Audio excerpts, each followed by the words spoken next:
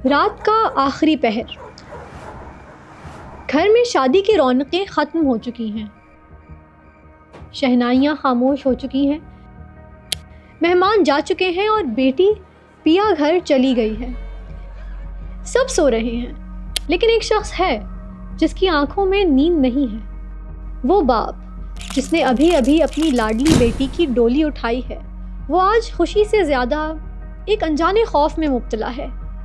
एक बहुत बड़े बोझ तले दबा हुआ है। इसके हाथ में शादी की तस्वीरें नहीं, इसके हाथ में है शादी हॉल का लाखों का बिल, केटरिंग का बड़ा खर्चा, डिज़ाइनर जोड़ों की भारी कीमत और इन सब को पूरा करने के लिए दोस्तों और रिश्तेदारों से लिया गया कर्ज। वो सोच रहा है कि बेटी की शादी तो धूमधाम से कर दी, माशरे में नाक ऊंची रखने के लिए हर वो रस्म भी की जो शायद ज़रूरी नहीं थी। लोगों ने वाहवाह भी की, बेटी भी खुश हो गई, लेकिन अब कर्ज का ये पहाड़ कैसे उतरेगा? क्या बाकी ज़िंदगी सिर्फ इसी को ताड़ने में गुजर जाएगी? क्या बेटी की खुशी की कीमत ये है? ये सिर्फ एक बाप की कहानी नहीं, ये आज पाकिस्तान के लाखों करोड़ों बापों, भाइयों और ख़ानदानों की कहानी है, जो अपनी बेटियों बहनों की शादी पर सिर्फ नाम के लिए, इज्जत के लिए, अपनी हैसियत से बढ़कर खर्च करते हैं या ऐसा करने पर मजबूर हैं, लेकिन फिर कर्ज की दलदल में फंसते जा रहे हैं सिर्फ इसलिए कि लोग क्या कहेंगे। आज शादी खुशी का दिन नहीं, कर्ज का फंदा, दिखावे की दौड़, स्टेटस का मुकाबला बन चुकी है। समझे, खाना आबादी नहीं, खाना बर्बादी का नाम है। एक इकोनॉमिक सुसाइड यानी माशी खुदकुशी है। और इसका जिम्मेदार कौन है? क्या सिर्फ माशरा या हम खुद भी? आइए आज हम पाकिस्तान की शादी इंडस्ट्री का पोस्टमार्टम करते हैं, देखेंगे कि सादगी से बर्बादी तक का ये सफ़र कैसे तय हुआ और शादी किस तरह एक रिश्ता कम और एक सौदा या स्टेटस अपडेट का जरिया बन गई। कुछ बातें होंगी जो आपको चौंका देंगी, आपको गुस्सा भी आएगा, लेकिन बहुत कुछ आपको सोचने पर मजबूर करेगा। तो हमें सब्सक्राइब कीजिए, वीडियो पसंद आए तो लाइक और शेयर कीजिए और हमारे साथ चलें the real cost of a Pakistani wedding में।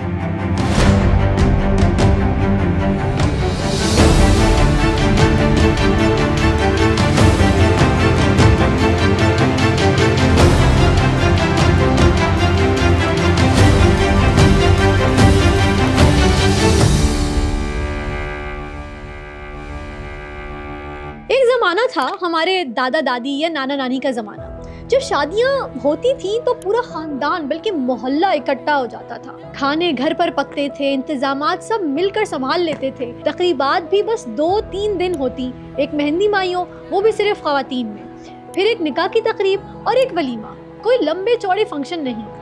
खाने पीने में सिर्फ एक सालन, एक चावल की डिश और कोई मीठा, ज़्यादातर कोरमा, नान, बिरयानी और जर्दा। बस मकसद होता था दोनों तरफ के ख़ानदानों को खुशी में शरीक करना, दुआओं के साथ नए जोड़ों की ज़िंदगी शुरू करना। कोई दिखावा नहीं, कोई मुकाबला नहीं, कोई स्टेटस की जंग नहीं। और फिर वक्त के साथ साथ आहिस्ता आहिस्ता सब कुछ बदल गया। आज शादी हर मिडिल क्लास घराने के लिए एक अज़ाब बन चुकी है। लेकिन ऐसा हुआ क्यों? इसके पीछे कई फैक्टर्स हैं, कुछ कल्चरल और कुछ साइकोलॉजिकल, जिनमें सबसे बड़ा मसला है लोग क्या कहेंगे।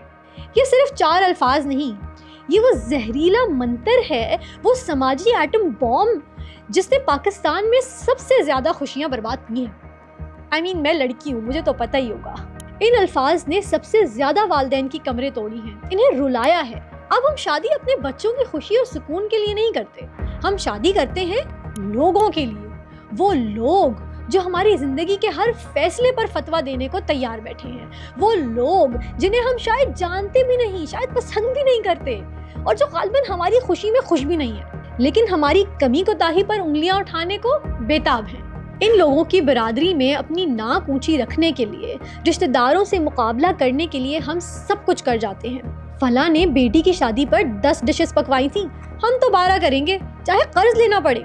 फला की बहू इतना जहेज लाई थी, तो हमारी बहू को इससे भी ज्यादा लाना पड़ेगा, चाहे इसके लिए रिश्ते पर रिश्ता ठुकराना पड़े। ये दबाव इतना ज्यादा होता है कि अच्छे भले समझदार लोग भी इसके सामने हथियार डाल देते हैं। वो जानते हैं कि ये गलत है, फजूल है, गुनाह है, लेकिन लोगों के मुंह बंद करने के लिए वो ये जहर का प्याला पीने पर मजबूर हो जाते हैं। ये कैसी बेबसी है, ये कैसा मुआशरा है। दूसरा मसला है स्टेटस सिंबल और दौलत की नुमाइश का। शादियां दौलत की बेहुदा और घटिया नुमाइश का सबसे बड़ा जरिया बन गई हैं। जिसकी शादी पर जितना ज़्यादा पैसा उड़ेगा, जितनी ज़्यादा चकाचौंध होगी, जितनी ज़्यादा दिन जश्न चलेगा, माशरे में इसका स्टेटस इतना ही ऊंचा समझा जाएगा। ये नौ दौलतियों का मसला नहीं रहा, पुराने जागीरदार और सनतकार भी इसी दौड़ में शामिल हैं। और फिर मिडिल क्लास, जो ना 3 में ना 13 में, वो भी इस पागलपन का शिकार हो गई। वो भी अपनी सेविंग्स, अपनी कमेटियां, बल्कि कर्जे लेकर स्टेटस की दौड़ में शामिल होने लगी कि कहीं माशरे में पीछे ना रह जाएं। नतीजा, जिंदगी भर का रिग्रेट और कर्जों का नाकाबिले बर्दाश्त बोझ। वैसे आपको पता है, पाकिस्तान में एक एवरेज शादी हॉल या बैंक्वेट का किराया कितना है? छोटे शहरों में भी 1 लाख के करीब है, जबकि बड़े शहरों में कराची, लाहौर और इस्लामाबाद वगैरह में तो ये 5 लाख रुपए है। जी हाँ, अभी हाई क्लास की तरफ तो हम जा ही नहीं रहे हैं, ये मिडिल क्लास के इवेंट्स की बात कर रही हूँ मैं।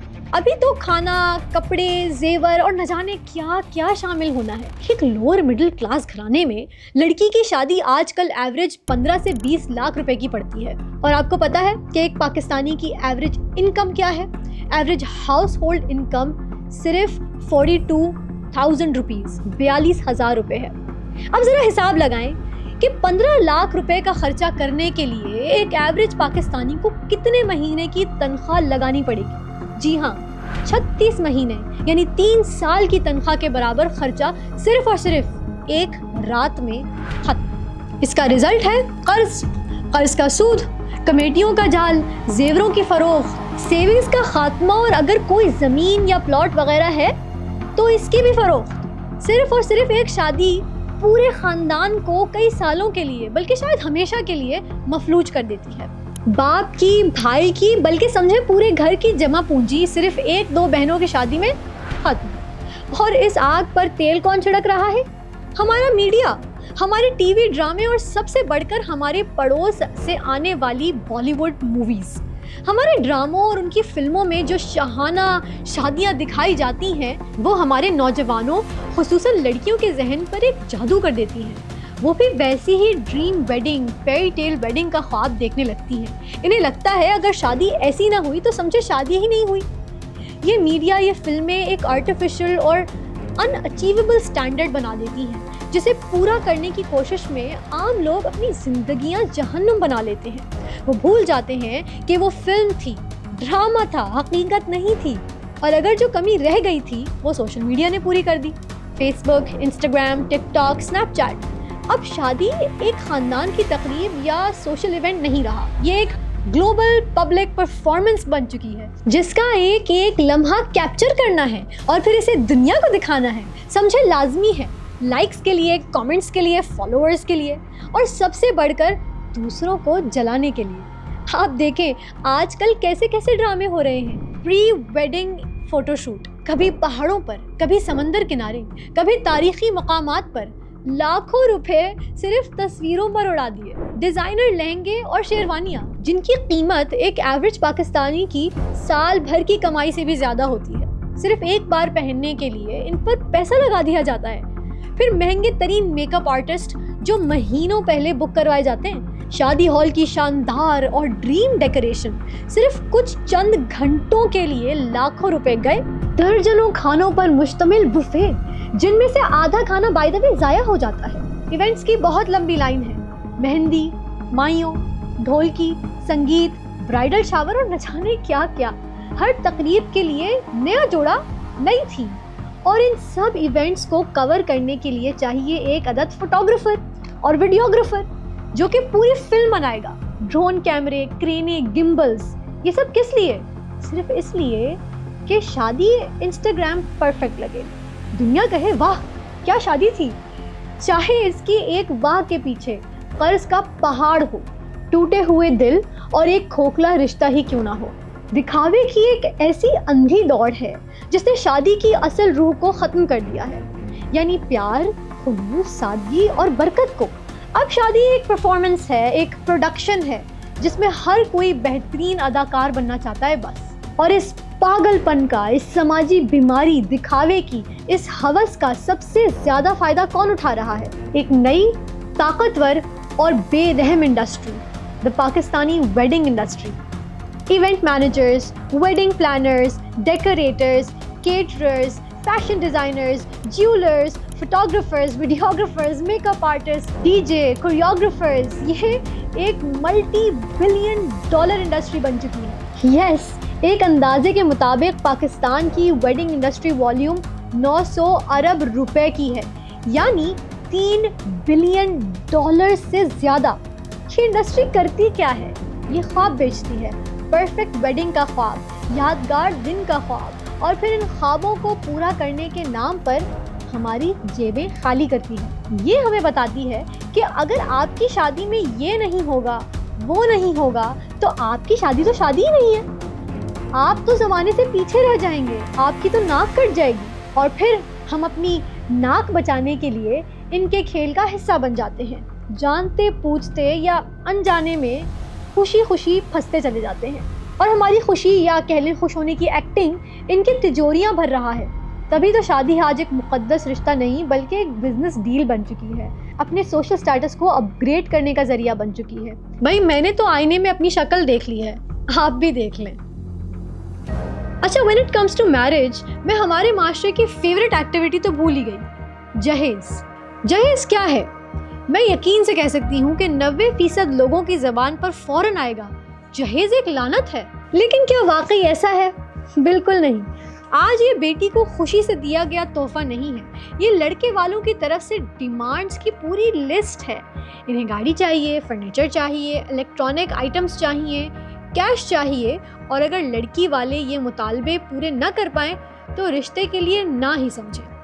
और अगर गलती से शादी हो जाए तो सारी ज़िंदगी बेटी को ताने सुनने को मिलते हैं, जहेज की कमी के ताने। इसे इज्जत नहीं मिलती, तलाक की तलवार इसके सर पर लटकती रहती है, और कहीं कहीं तो मारा पीटा भी जाता है, और कभी कभी तो जान से भी चली जाती है। जी हाँ, डाउरी डेथ्स इंडिया में ही नहीं पाकिस्तान में भी होती हैं। इस हवाले से स्टैट्स मिलना इतना आसान तो नहीं, लेकिन मीडिया में खबरें आती रहती हैं कि ससुराल वालों ने जहेज कम लाने पर बहू को जला दिया, तशद्दुद करके मार दिया, इतना जहनी टॉर्चर किया कि उसने खुदकुशी कर ली। कुछ पुरानी रिपोर्ट्स हैं, जैसे 2000 की रिपोर्ट्स के मुताबिक पाकिस्तान में एक अंदाजे के मुताबिक एक साल में 2000 खवातीन सिर्फ जहेज की वजह से मारी जाती हैं। आदाद और शुमार पुराने हैं, लेकिन मसला अब भी मौजूद है, और हैरत की बात यह है कि जहेज के खिलाफ कानून मौजूद है, dowry and bridal gifts restriction act 1976। लेकिन क्या उस पर अमल होता है? क्या आज तक किसी को जहेज मांगने या लेने पर सजा हुई है? शायद एक मर्तबा भी नहीं। कानून तो बस किताबों में है, और ये लानत माशरे में फैलती जा रही है, इसे रोकने वाला कोई नहीं। और आप जहेज को सिर्फ एक माशी बोझ न समझें, ये हम खवातीन की इज्जत नफ्स पर हमला है, जैसे हम कोई बोझ हैं, हम कमतर हैं, और हमें मुकम्मल इज्जत दिलवाने के लिए उन्हें जहेज की रिश्वत देना पड़ेगी। समझे, ये हमारी कीमत लगाई जा रही है, जो किसी के लिए सोशल क्लाइंबिंग टूल बनी हुई है। आप देखें, आजकल लोगों ने शादी को दो इंसानों का नहीं, 2 बैंक अकाउंट्स का मिलाप बना दिया है। लड़के वाले रिश्ता ढूंढते हैं तो लड़की की तालीम, सीरत, इखलाक बाद में देखते हैं। पहले ये देखते हैं कि लड़की का खानदान कितना अमीर है, बाप क्या करता है, जायदाद कितनी है, और जहेज कितना दे सकता है। एंड इन 2025 लड़की खुद कितना कमाती है। समझे, ओपन बिड लगी हुई है, जिस खानदान की ऑफर सबसे अच्छी, रिश्ता वहीं पक्का। ये शादी है या कोई बिजनेस डील, कोई मर्जर एंड एक्विजिशन होने जा रहा है क्या? और सिर्फ लड़के वाले ही नहीं, आजकल तो लड़की वालों को भी ये बीमारी लग गई है। बेटी की शादी किसी ऊंचे और इन्फ्लुएंस रखने वाले घराने में करेंगे, बस इसके लिए अगर अपनी औकात से बढ़कर जहेज देना पड़ा तो कर्जा भी लेने को तैयार है, लेकिन ये इन्वेस्टमेंट जरूर करेंगे। ये है वो मटीरियलिस्टिक सोच जिसने रिश्तों की असल खूबसूरती और पाकीज़गी को खत्म कर दिया है। अब रिश्ते दिल से नहीं, दिमाग से, बल्कि जेब से हो रहे हैं। और ऐसा रिश्ता कितने दिन चल सकता है? आइए देखते हैं। जिस शादी की बुनियाद ही दौलत, स्टेटस और दिखावे पर रखी जाए तो वो रिश्ता कितना मजबूत और पायदार हो सकता है। कुछ दिन या महीने बाद जब दिखावे का नकाब उतरता है, जब हकीकत सामने आती है, तो फिर क्या होता है? लड़ाइयाँ, झगड़े और आखिरकार तलाक। जब रिश्ते मोहब्बत, एहतराम और खुलूस पर ना बने, बैंक बैलेंस और सोशल स्टेटस पर बने, तो इनका अंजाम यही होगा। तो हमने देखा कि आज शादी जैसा खुशी का मौका कैसे एक समाजी और माशी बोझ बन चुका है। दिखावे, मुकाबले और फजूल खर्ची ने किस तरह इस रिश्ते की असल रूह को खत्म कर दिया है। जहेज की लानत और स्टेटस की दौड़ ने कैसे खानदानों को बर्बाद किया है। अब सवाल ये है कि क्या हम इस अंधेरे में यूं ही भटकते रहेंगे? क्या लोग क्या कहेंगे कि खौफ के कैदी बने रहेंगे, या कोई रास्ता है, कोई उम्मीद है, कोई हल है? बिल्कुल है और सामने मौजूद है। सबसे पहला और सबसे मजबूत हल है अपने दीन की तरफ वापसी। इस्लाम हमें सादगी, एतदाल पसंदी और फजूल खर्ची से बचने का दर्स देता है। कुरान मजीद में है कि फजूल खर्ची करने वाले शैतान के भाई हैं। फिर नबी करीम सल्लल्लाहु अलैहि वसल्लम की सुन्नत देखें। उनकी अपनी शादियाँ, उनकी बेटियों की शादियाँ कितनी सादा थी। कोई जहेज नहीं, कोई रस्में नहीं, कोई दिखावा नहीं, सिर्फ निकाह और एक सादा वलीमा। हमारे लिए आप सल्लल्लाहु अलैहि वसल्लम से बड़ी कोई एग्जाम्पल नहीं है। इस्लाम में सादगी में वो बरकत और सुकून है जो लाखों करोड़ों खर्च करके भी नहीं मिल सकता। इसमें स्टेट की भी जिम्मेदारी है कि वो कवानीन को इम्प्लीमेंट करवाए, जहेज के खिलाफ मौजूद एक्ट को सख्ती से लागू करे, बंदिश का कानून दोबारा लाए और शादी हॉल के किरायों, औकात और साइज पर कोई लिमिट लगाए। और इन सब से बढ़कर ये जिम्मेदारी हमारी अपनी है कि हम अपनी सोच बदलें। एक्सट्रावेगेंट शादियों को नहीं, सादगी से होने वाली शादियों को प्रमोट करें। सोशल मीडिया पर सादी खुशी की कहानियां वायरल करें ताकि लोगों को एग्जाम्पल्स मिलें। नौजवान नस्ल तो वैसे भी रिवायत से बागी होती है, बगावत को पसंद करती है। लड़के कह दें कि इन्हें जहेज नहीं लेना, लड़कियां कह दें कि इन्हें लाखों के कपड़े और जेवरात नहीं चाहिए। ये आसान नहीं होगा, बहुत मुश्किल होगा कुछ लोगों के लिए, लेकिन जरूरी है, बहुत ज्यादा जरूरी। और अगर पैसा है भी तो इसे लुटाने की बजाय अपनी पर्सनल डेवलपमेंट पर लगाएं, मजीद तालीम पर लगाएं, करियर पर लगाएं, इन्वेस्टमेंट करें। यकीन जाने ये एक खामोश इनकलाब होगा जो आपको ही नहीं पूरे पाकिस्तान को बदल देगा।